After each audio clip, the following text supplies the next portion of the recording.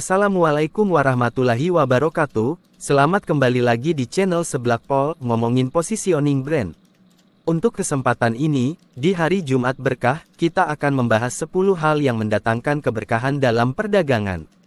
Sebelum kita mulai, subscribe channel ininya, agar selalu update hanya untuk kamu. Ketika pedagang selalu ingin memperoleh kemakmurannya melalui dua hal, yaitu perputaran modal, frekuensi, dan margin perdagangan yang wajar, tapi lupa mencari keberkahan. Rasulullah mengajarkan umatnya mencari keberkahan dari harta itu sendiri. Dari Rifa'ah bin Rafi, Nabi pernah ditanya mengenai pekerjaan apa yang paling baik. Jawaban Nabi, kerja dengan tangan dan semua jual beli yang mabrur. Hadis riwayat Bazar nomor 3731 dan dinilai sahih oleh Al-Hakim. Baca Bulughul Maram nomor 784. Mabrur artinya halal dan berkah, baik, bersih, suci, bebas dari dosa. Secara konkret yang bisa kita ikuti dan praktekkan untuk jual beli yang mabrur atau halal dan berkah ini adalah jual beli yang dilakukan dengan cara-cara atau mengandung hal-hal yang antara lain sebagai berikut. Pertama, sigap, mensegerakan berpagi-pagi mencari rizki. Intinya adalah doa Rasulullah, yaitu, "Ya Allah, berilah keberkahan bagi umatku di pagi harinya." Kedua, jual beli yang dilakukan dengan saling ridho dan tidak ada paksaan. Penjual tidak boleh mengkondisikan agar seseorang terpaksa membeli, pembeli juga tidak boleh mengkondisikan agar seseorang terpaksa menjual. Allah berfirman di surat An-Nisa, ayat 29. Wahai orang-orang yang beriman, janganlah kamu saling memakan harta sesamamu dengan jalan yang batil, tidak benar kecuali dalam perdagangan yang berlaku atas dasar suka sama suka di antara kamu. Dan janganlah kamu membunuh dirimu. Sungguh, Allah Maha Penyayang kepadamu. Quran Surat An-Nisa 4:29. 3. Menyempurnakan takaran timbangan dan tidak menguranginya.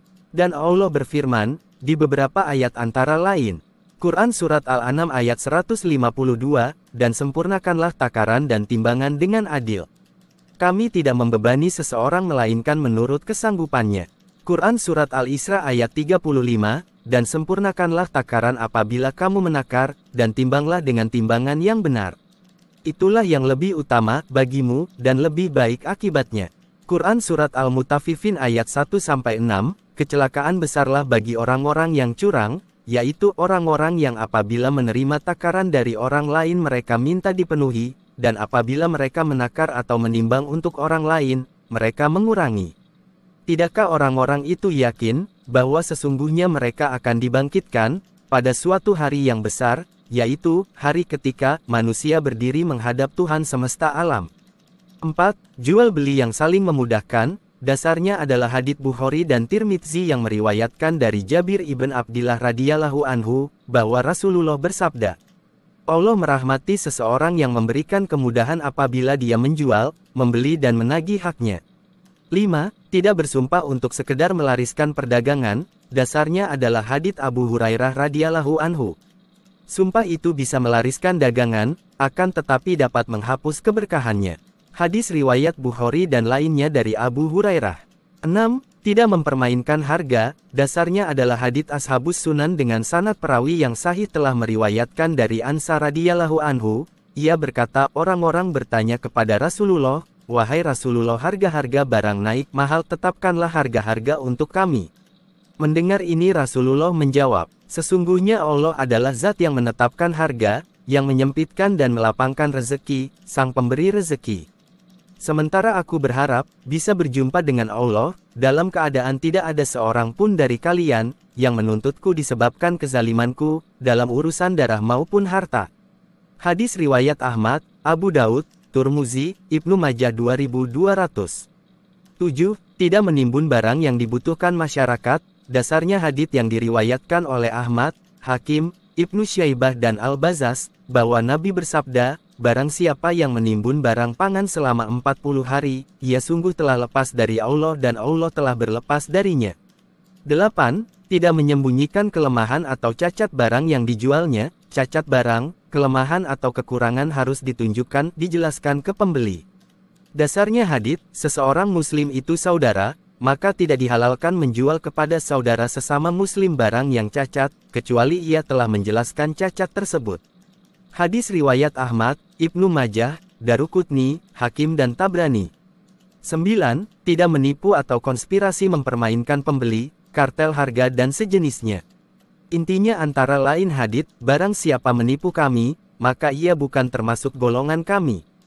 10. Tidak mengandung maisir perjudian, garar spekulatif, dan riba. Allah berfirman di sejumlah ayat Al-Quran antara lain.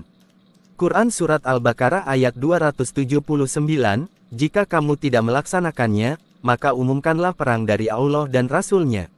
Tetapi jika kamu bertobat, maka kamu berhak atas pokok hartamu. Kamu tidak berbuat zalim, merugikan, dan tidak dizalimi, dirugikan. Quran Surat An-Nisa ayat 161, dan karena mereka menjalankan riba, padahal sungguh mereka telah dilarang darinya, dan karena mereka memakan harta orang dengan cara tidak sah, batil. Quran Surat Ar-Rum ayat 39, dan sesuatu riba tambahan, yang kamu berikan agar harta manusia bertambah, maka tidak bertambah dalam pandangan Allah. Ikhtiar untuk memperoleh keberkahan ini juga bukan hal yang tidak mungkin untuk kita laksanakan dalam perdagangan sehari-hari. Yang diperlukan adalah keistiqomahan kita dalam mengamalkannya. Inilah 10 hal yang mendatangkan keberkahan dalam perdagangkan seperti diajarkan Nabi. Mudah-mudahan rizki kita semua melimpah dan juga mendapat berkah. Amin. Semoga informasi ini bisa berguna untuk Anda, dan silakan dibagikan di sosial media. Ayo tetap semangat bersama brand Anda. Sampai berjumpa di video selanjutnya. Agar menjadi lebih baik, jangan lupa di-share dan kasih komentar di setiap video-videonya. Terima kasih telah menonton video kami.